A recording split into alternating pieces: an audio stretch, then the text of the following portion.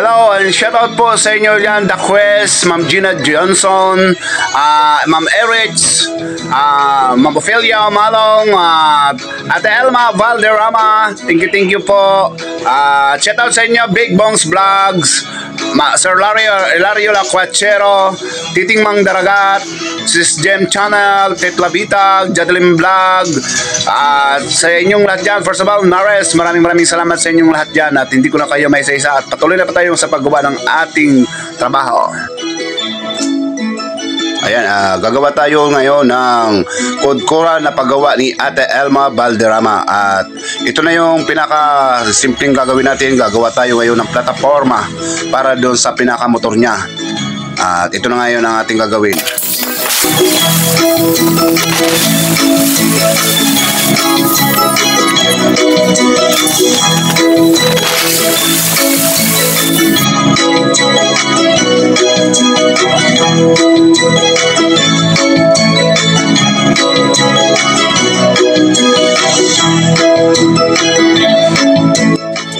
At ito na ngayon, nakagawa na tayo ng tatlong frame. Ito yung gagawin natin ngayong kudkura para kay Ate Elma. At itong frame na ito ang siyang magsisilbing atras abante ng magiging motor niya para adjustment kung sakali gusto mong ilabas-labas yung talim. At ito yung gagawin na natin yan at gagawa tayo ngayon ng stand nito.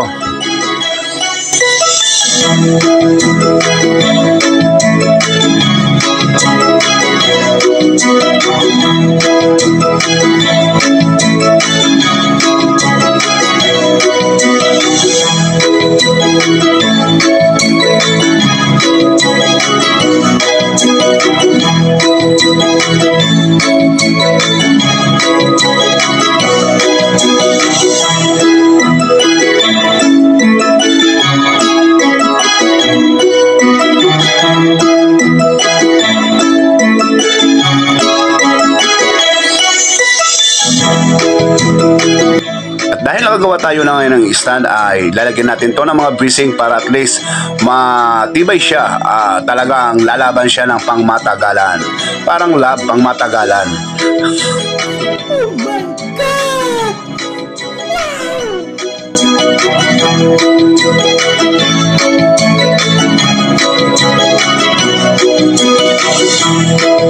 At dahil nakagawa na tayo ng stand ay siya naman ang ating paglalagyan. Parang Xerox copy ba? Para hindi ka na magpagod.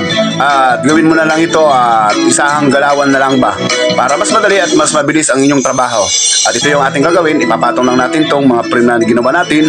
At siyempre, shot na sigurado tong duplicate mo na to. At iisa lang ang gawa mo.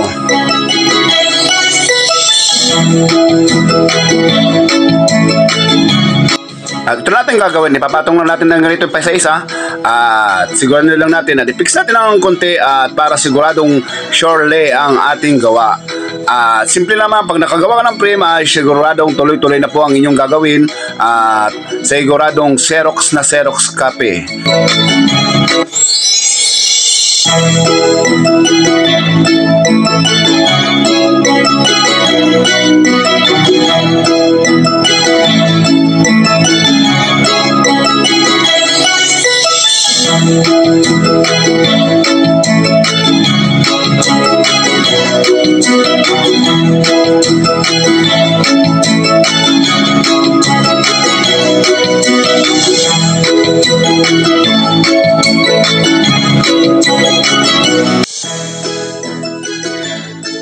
At pagkatapos mong magawa yon ay kailangan alisin mo lang yung dinikit mo lang welding. At surely duplicate ng yung mga gawa. At ganito lang kasimple ang paggawa ng stand ng kudkuran para isang galawan lang at hindi ka na kailangan magsukat-sukat. At ganito lang yung kasimple. Ayan, simple lang at ngayon meron na tayong dalawang stand ng kudkuran. At tatlong ang gagawin natin ito at ganun ulit ang gagawin natin. Muling ipatong natin yung frame at surely iisa lang ang ating gawa.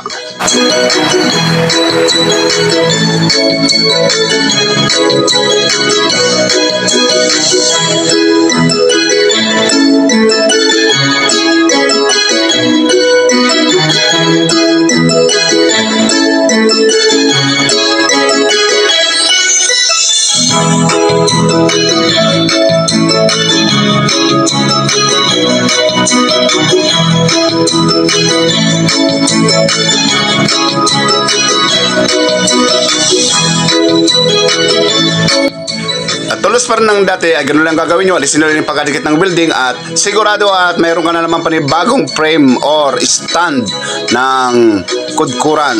At kaya ngayon ganito lang kasimple ang paggawa ng kudkuran. Sa loob lang ng isang araw ay 3 kagad yung magagawa.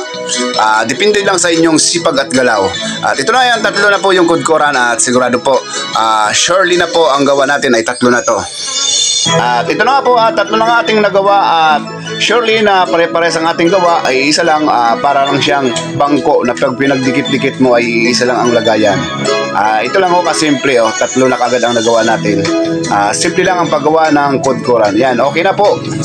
At dahil nakagawa na tayo ng stand ng kudkuran ay lalagyan naman natin to ng adjuster. Para at least kung gusto nyong ilalabas yung talim or ipapasok nyo.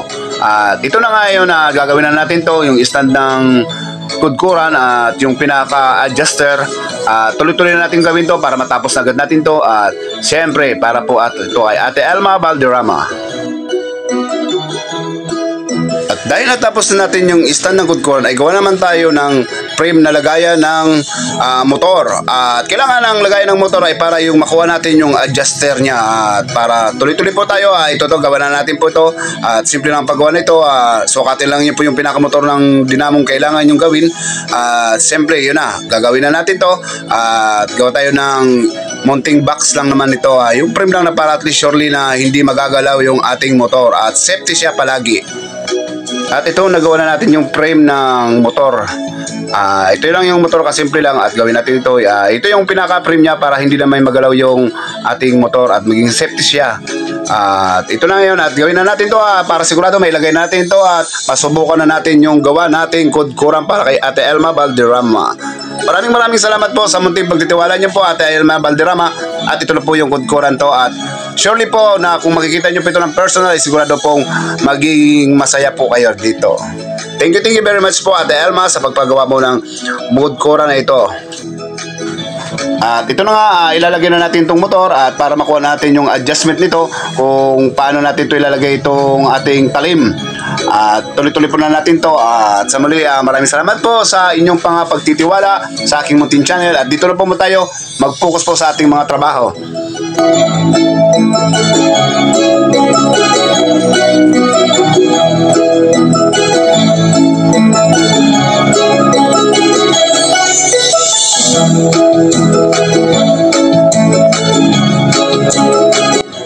At syempre, para hindi naman masira ang ating face ay kailangan nilang takpan ang ating face kasi wala naman tayong ipapakitang face.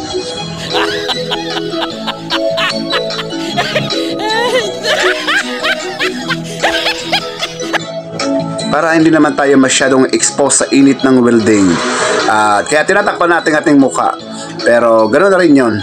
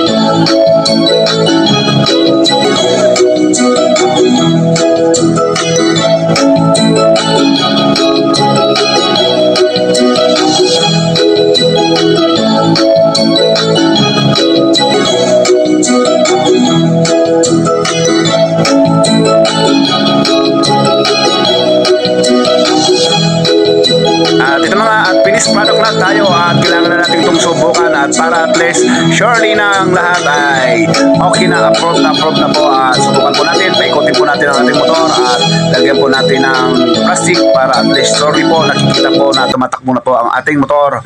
At ito na nga po yun, ang motor na ito ay ating pagaganahin na po at Maraming salamat ulit sa inyong muling pagtitiwala sa aking munting channel.